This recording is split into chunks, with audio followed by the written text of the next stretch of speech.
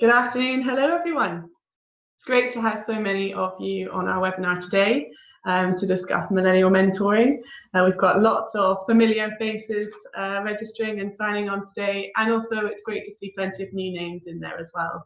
And I think, David, this is our highest sign up we've had on a webinar to date, so that's pretty exciting, and thank you all for joining us. So I'd like to start by giving you a quick run through of what we're going to be covering today in this webinar. So I suppose we should introduce who we are and why we feel qualified to talk to you on this subject. Shortly after that, we'll move on to millennial mentoring and what it is and how it might be able to help you in your organizations. We'll talk a little bit more about millennials and some of the unique characteristics and traits that we've observed. And then we'll talk about how to do it right. So I'll go into some of my personal research findings and share these with you. And we'll leave plenty of opportunity for questions at the end of the webinar. So there are two ways that you could ask questions. The first is by using the chat function, and if you wriggle your mouse around the screen, the chat function should pop up as an option at the bottom of your screen. There's also a Q&A button, and you're more than welcome to ask any questions at any point during the webinar. We will save these until the end, but please feel free to ask these as and when they come to mind.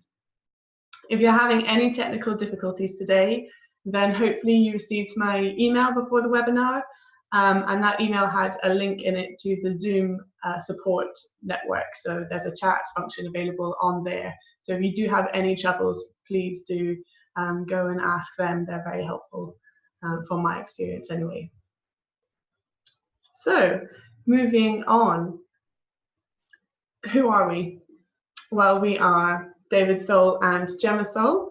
David is the managing partner and co-founder of School for CEOs, and I look after all the digital side of the business and client engagement activities. David's been with the business obviously since its inception, so 2011, and I joined in 2014. David is also an executive coach. He set up his own practice and has been executive coaching, working with senior leaders for over 17 years. So he brings a lot of insight in that respect. And I come at reverse mentoring from a more academic perspective, having recently completed my master's in occupational and organisational psychology at Northumbria University. We also represent two generational perspectives. So David is a baby boomer, if you haven't noticed already, silver fox to my right here, and I represent the millennial generation. And just in case any of you were wondering by the surname, I know it's slightly cropped off my surname there by video, but we are also father and daughter. So that's us. So I'd like to pass over to you now, David. Why millennial mentoring? Yeah, and thanks for trawling the family album for that rather nice one in the Panama hat. Why millennial mentoring? I think the first thing is to recognize that there are some fundamental differences between generations, and particularly the millennial generation and the baby boomer or Generation X. I think one of the things you need to do is firstly define what is a millennial, and the definitions vary according to the ages, but essentially the millennials fall into early 20s to mid 30s, broadly speaking, in age group. What is it about? Well, put very simply, it's about cross-generational learning. And that is absolutely at the heart of what millennial mentoring is about for us. It is about the older person in that relationship, the baby boomer or the Generation X, learning from the millennial and obtaining insights from the millennial. But why particularly the millennial generation? Well, I think there are two reasons. Firstly, we are in the middle of a digital revolution at the moment, of the size and scale of the Industrial Revolution of the 18th and 19th century. And that in itself poses a whole load of philosophical questions. If the Industrial Revolution caused us to go from a 7-day working week to a 5-day working week, what are the implications for this digital revolution? But what we notice about millennials is they are much more intuitive early adopters of new technologies, unlike my generation, who need a manual to figure out how to use WhatsApp. So I think there is that digital savvy, that technological literacy that millennials have, which our generation don't. I think secondly, there's a lot of narrative and research about what millennials want from work. They want different things from work. It's not about the career, it's not about the job. And they have different perspectives, different insights, different values around consumer purchasing patterns, around a whole raft of different things. And I think this is another really important piece to give some consideration to and to learn from, because at the end of the day, they are everywhere. By 2020, 50% of the workforce will be millennials. By 2025, around 75% of that workforce will be millennials. And so leaders really need to understand some of these differences if they're going to get the best out of their people in their organizations. So we believe that reverse mentoring, millennial mentoring will help provide leaders with some of those insights. I think the second aspect to it is the fact that consumers, customers, clients will be made up of millennials. So you can obtain deeper, richer insights into your consumer base, your client base, if you understand them better. And again, a reverse mentoring relationship can be absolutely central to achieving that, those insights. So Gemma, I'm going to pass over to you. What makes a millennial different from a baby boomer or Generation Xer? And also, what did your research throw up? Well, I think to begin with, I'd like to start by defending my generation. There are lots of negative stereotypes that I think have been attached to millennials. So I'd like to start by naming a few of these, and then maybe defend myself and other millennials. So the first one, this is seen in a negative light as well as a positive one. So our obsession with technology can be hugely frustrating to others around us. We could not survive without the use of our tablet, our phone, our Mac, whatever it is. And we're so socially dependent on technology that one wonders how that might be affecting our social skills and our interactions on a human level. We're very self-obsessed. It's all about me, me, me. We're narcissistic, we're lazy. These are just a few of the kinder words that have been said about us. This is a cover of the Time magazine. We're job hoppers, also known as snowflakes, because we are flaky, we don't commit to a job, which makes us look very disloyal, but actually I think we're just curious to get different experiences.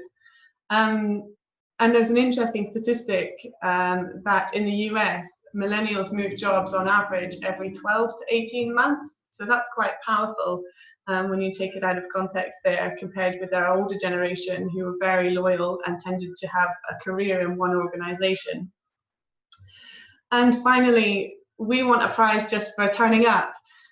We have this constant need for recognition. I want to have a pat on the back when I do something well. I want everyone to celebrate with me and for me. So others may find this exhausting, but we take great satisfaction from being rewarded and acknowledged for our efforts. David talked a little bit there about the digital revolution.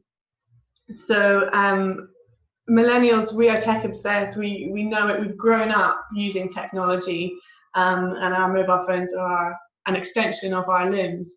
So who could be better placed to tell you about the impact of technology for your business, both in terms of how you might choose to run your business, but also how you might choose to engage with your workforce and your, as you've said, some of the stakeholders outside your business. So millennials are in a really good position to help you learn about the influence of technology, digital, big data, and social media. And our growing up using social media has had a real impact on, I suppose we could call it a global perspective. So we've grown up in this global neighborhood. We have access to all different kinds of cultures, ethnicities, races, different sexual orientations, and it's led to us being much more open-minded and having a much more diverse mindset. And particularly in organizations at the moment, when diversity is a real challenge in business, there's a lot of opportunity to learn from millennials on this subject.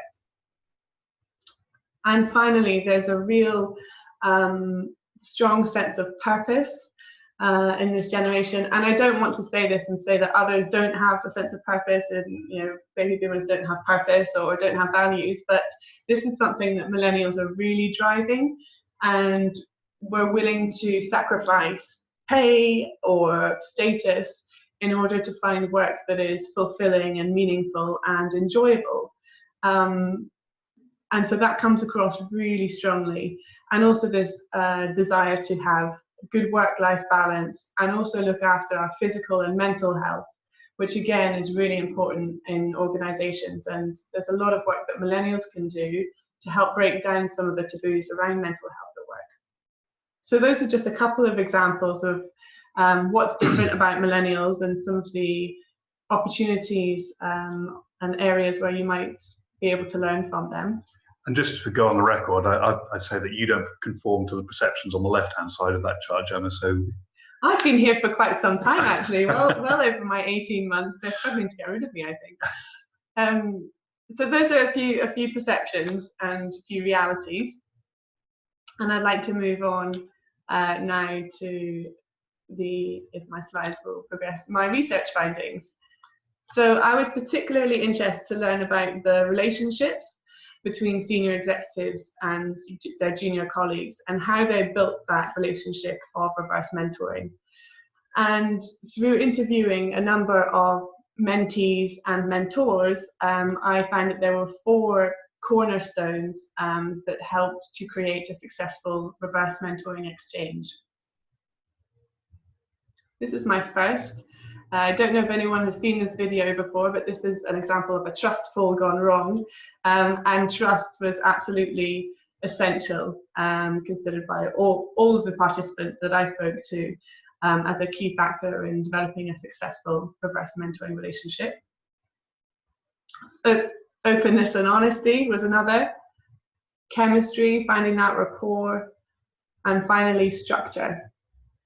So these were my 4 pillars of successful reverse mentoring relationships, and I'll just talk you through them in a little bit more detail now. So trust. The literature on relationships, be them in the workplace, be them personal, private life, trust is the absolutely fundamental must-have in order to have a successful relationship between 2 people. Having trust helps create that sense of safety between 2 people. And if you are a senior leader in your organization and you are exposing some of your potential insecurities, weaknesses to a junior member of the same organization, having that trust builds that sense of safety, which creates an environment where you are able to do that. And a collaborative approach really helps to building that trust. So on the right-hand side, I have an example of a quote that came from one of the senior executives who was being mentored, who I spoke to. And for her, it was about him telling it how he observes it, and then we work through what the answers are together. So that collaborative approach was really crucial in establishing trust. But it is harder to establish than it would be in a conventional downward mentoring relationship. And this is for 2 reasons. The first one is that there's a lack of opportunity for recognition and protection. So when you're being mentored by someone who's more senior than you, they might have more social capital, a stronger network and sphere of influence in the organization. And in having that, they can offer a certain degree of protection and support, which you wouldn't have in reverse mentoring necessarily. And the second is the lack of role models. So if I'm being mentored by someone who's more senior to me, they're probably sitting in an elevated position that I might be aspiring towards. So there's a really strong sense of role modeling there, which you don't have in reverse mentoring relationships.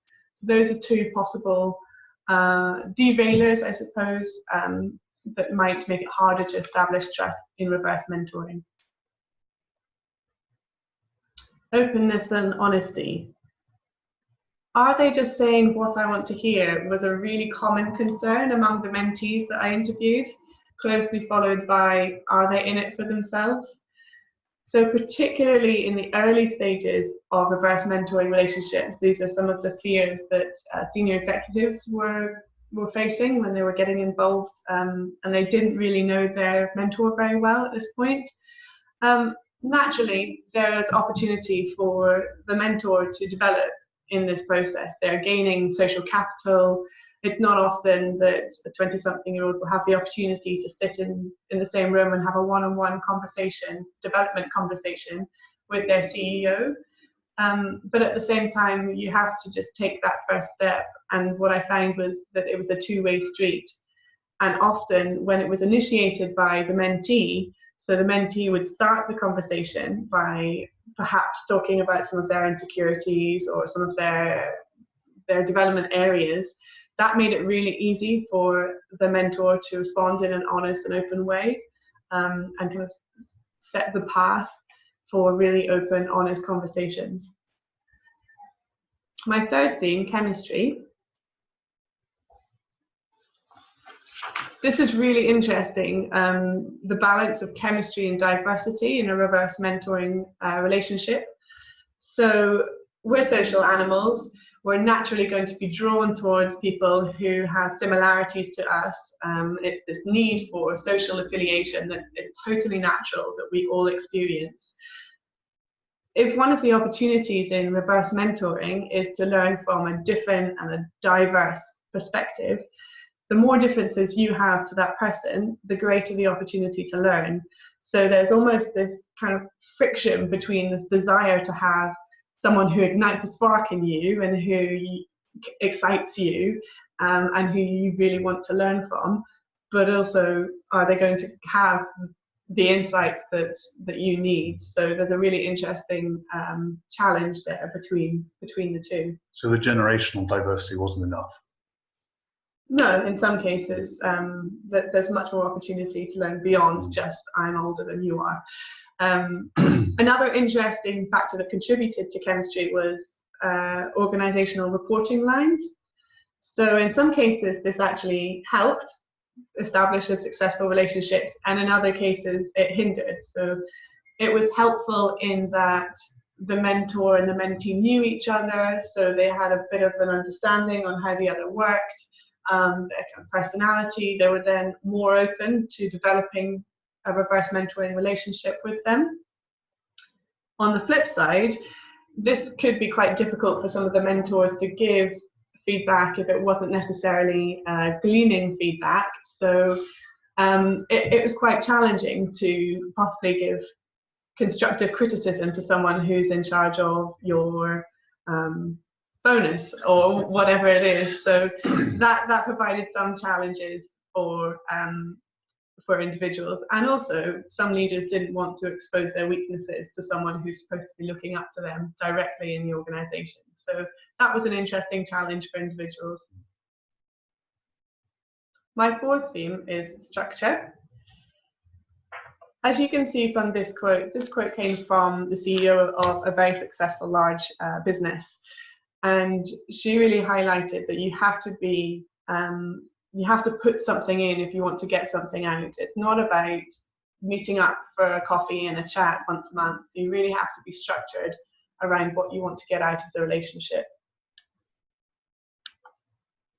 And contracting was a key player in that. So setting the boundaries on agreeing your confidentiality, and setting boundaries on what you are prepared and you are not prepared to talk about really helped in the early stages, particularly around facilitating trust and the ability to have an open and honest relationship later on. Setting the agenda as well. you need to know what you want to get out of this relationship. So don't just go into it thinking, okay, what have you got to tell me? Having a really clear agenda and a structured set of objectives was really helpful, both for the mentee and the mentor. And timeframes also contributes to that. So it helps maintain focus for the exchange and making sure that they achieve their learning objectives by the end of the 6 month, 8 month, however long it is, period. And finally, support. This was particularly important for mentors. So it's unlikely that a mentor, a millennial, has had a huge amount of opportunity to mentor someone else, particularly when they're more senior in the business. So offering support, whether that's from the HR department, an external party, a colleague, perhaps the PA of the person you're supporting, to get a better understanding in the early stages on how to go about navigating that relationship and that dynamic, was really valued by all the mentors that I spoke to. So those are my main findings in terms of the relationship. And there were also some interesting characteristics that I observed among both mentors and mentees. So I'd like to take you through these fairly swiftly, and then there'll be plenty of opportunity to ask questions afterwards.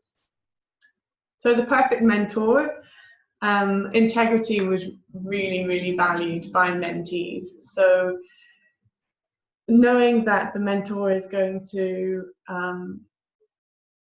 have that safeguarding of and protection and not be sharing the contents of their conversations in office gossip was really important. And having that integrity increased their perceived trustworthiness. So that was absolutely number one from a mentor's perspective. And confidence. You have to be confident to get involved in this kind of process in the first place. It could be quite intimidating to be paired up with someone who's much more senior than you in an organization. So you have to be confident and willing to go for it and perhaps push yourself outside your comfort zone. EQ was really valued by mentees among their mentors, and the ability to package feedback in a certain way where it didn't seem confrontational or patronizing, and helping to facilitate this collaborative approach and navigate the organizational hierarchy that are being reversed. EQ really helped with that. Leadership. One of the mentors that I spoke to actually gave her mentee homework at the end of each session. She really took hold of that relationship, and by assigning homework to her mentee, she was showing him who was boss. And he never did the homework, but actually what that did was it gave them a topical conversation for the following session. They could work through the homework together, and it also helped create that link and keep conversations on task. So leadership was really valued. And also where the individual mentoring had a reputation for talent, that really helped build a mutual respect. So when the senior person understood that this was someone who was really high performing and doing very well, that helped them in the initial stages before they got to know them, where the individual had a reputation for talent. Moving on to the perfect mentee. Growth mindset, absolutely fundamental. You have to be willing to open yourself up and learn. And maybe you won't know what you're going to learn. Maybe it'll be something that you don't expect, but that readiness to learn and absorb information was really, really apparent among the mentees that I spoke to. Commitment as well. Like the previous quote that I shared with you, you really have to be committed and structured around what you want to get out of the arrangement. You have to jump in with both feet. I spoke to one mentee and she said it was really easy to abuse this relationship without actually realizing. You might be more likely to cancel or postpone a meeting with someone who's less senior than you in an organization in order to fit in someone who's perhaps more senior and more important in your eyes. But having that commitment to the relationship and making sure that you understand, doesn't matter who they are, there's a lot that you can learn. That was really strong, a strong trait among mentees. Humility, this willingness to put yourself back into the learner's role and learn from someone who has different experience to you and different knowledge. Takes a lot of humility. And also courage, and this is a word that I've quoted from some of the participants in my research. It's courage to try something new and unconventional. You might not have ever tried reverse mentoring before. It is still a relatively new concept in organisations, and courage to open up some of your vulnerabilities and expose some of your weaknesses to someone who is less senior than you in an organisation. That takes real courage. So that is a whistle-stop tour of my research findings from my MSc thesis, and I'd like to have a break now and give you some opportunity to ask questions. Thanks, Gemma. I think some really interesting themes emerging from that, and the one really strong theme that comes through is the one about trust, integrity, courage, which are all interlinked, you know, and that sort of willingness to expose yourself metaphorically to a much more junior person in the organisation and reveal some of those insecurities where you're not so confident and so on, I think is something which people get a real richness from. If I could start with the first question. If there's one single piece of advice that you would give to someone before embarking on a reverse mentoring relationship to really make it successful, what would that one single piece of advice be? I think that the early stages of the reverse mentoring relationship are the most important. So getting that agenda piece right, what are you trying to get out of it, is absolutely fundamental, because then you're giving direction to your mentor and you're being really specific, and you're keeping the focus also on knowledge exchange, which is where the value comes. Okay, I think we've got an option, a chance to look at some questions which have come in, hopefully. Are there any questions?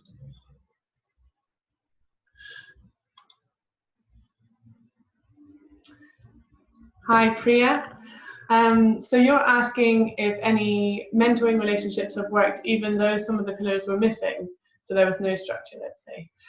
I did actually have a really interesting conversation with one of my participants who, although all of them had talked about how important trust was, I had one who said, no, I don't think it's fair to talk about trust in the relationship with my mentor, because he was only in his early 20s. He was brand new into the organisation. It's not fair to be burdening him with confidential and sensitive issues. So she actually didn't feel that trust was as important. However, she countered that by saying that openness and honesty were absolutely key. And I see them as being not one and the same, but very, very closely linked. And she wanted to know whether he knew about something, and actually if he didn't know about something, so for example they were looking at social media platforms, and she was asking him about Yammer and he'd never used it before, and she said actually knowing that he hadn't used it before was really valuable. So trust was one anomaly there, where it was less important, but then openness and honesty were really valued in replacement for that. So that was one observation that I had. I think we've got another question from Claire, is it? Yeah. Are certain generations more suited than others? I.e. millennials with baby boomers better than Gen X, or why? That's a really good question, and I think that it's really easy to focus on specific generations, and we focused on millennials today. And I don't think that we do need to be super prescriptive on that point. No, I think I guess our view would be that the millennial generation, that sort of early 20 to mid 30 type generation, is the one which seems to be, and where the research has been done, seems to be the one to have different value sets and so on. So I think that is why this sort of fundamental shift seems to take place. But there's nothing to say that someone who's in their late 30s might benefit from someone who's being mentored by someone who's in their early 20s, who's just going through a graduate scheme or something of that nature. So I think it's really horses for courses, and I think going back to some of the point that Gemma raised about what are the characteristics and criteria of a great mentor in the context of this. I think if you fulfill those characteristics, then you're likely to get a good relationship emerging with the mentee, whatever age they might be. I think ultimately it depends on the learning objectives and what you're trying to get out of it. So if your learning objectives are very much structured around the use of technology in business, then millennials are absolutely the best cohort to pick your mentor from. But if it's maybe feedback on your leadership style, which it could be, and you're leading a team of 30, 40 somethings, then you might want to pick out of them. So I think it's really about like David says, horses for courses. Yeah. Duncan has a question about mentoring relationships between people in different organisations, perhaps in different industries.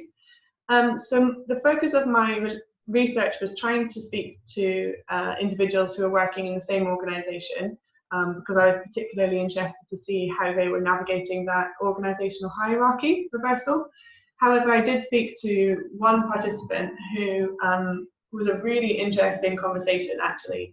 So he was running a startup business, and he was being mentored, and his organisation was mentoring their chair, who had set up a similar business and actually was one of the industry moguls. And he wanted to get involved in this small startup, which was less than 12 months old at the time, because he knew that this startup was at the cutting edge of his sector, and that he could learn from kind of the nimbleness and agility and this kind of scrappy way that startups work, but they work very quickly. So he wanted to learn very differently from a strategic perspective, how he might protect himself against the startups, the Ubers and the Airbnbs of the world. So that was a really interesting conversation as well. We've had quite a few inquiries actually about cross-organisational mentoring, and I think I guess our view is start simple. So start from within an organisation. So you've got a population perhaps who've come through a grad scheme, who in their late 20s or whatever, being the mentors for the exco type, and organising like that. And I think there's some logistical issues which make that a little bit easier, but I think there's real merit in trying to find people with talent and capability to add value to other potential sectors. And well, fintech to financial services is an obvious one, I think, probably. Yeah, absolutely. Nadine's asking a question about a particular level of employee taking part. So graduates, for example. So from my interviews, there was a perception among the senior executive mentees that it was helpful when the individual mentoring them were fairly new to the business, but actually not brand new. So by having maybe 2 years experience, a year to 2 years experience in the business, they had a really good understanding of the politics of the business and the way that the business worked. And that was really helpful in those relationships. So they find that really helpful. Another interviewee, another participant that I spoke to was taking on graduates. So for her, it wasn't an issue how long the individual had been in the business at all. So again, that's dependent on the context of the organisation and what you're trying to achieve. I think there is flexibility on that one. Yeah, absolutely. We're about to kick off a mentoring scheme with a large organisation, which they're looking, or they're asking their a group of graduates who've been through the 2-year grad scheme with sort of 6-month rotations in different parts of the business, to then go in and mentor some of the execs in the business as they come out of that grad scheme, because they're viewed as talent, they're viewed in the high potential population, and so it's really building capability. And finding the right mentors in the organisation is a key part of the process, as well as having the willing mentees. I've seen a question in from Matt. So Matt is asking about some of the development needs of mentees other than technology insights. So I've just been thinking about a couple that came up in my research. One example was leadership style. So I was speaking to an exec mentee who had gone through a lot of change in their team. So they'd inherited a much larger team due to retirement of a colleague, and she was really keen to understand how she was coming across to her team.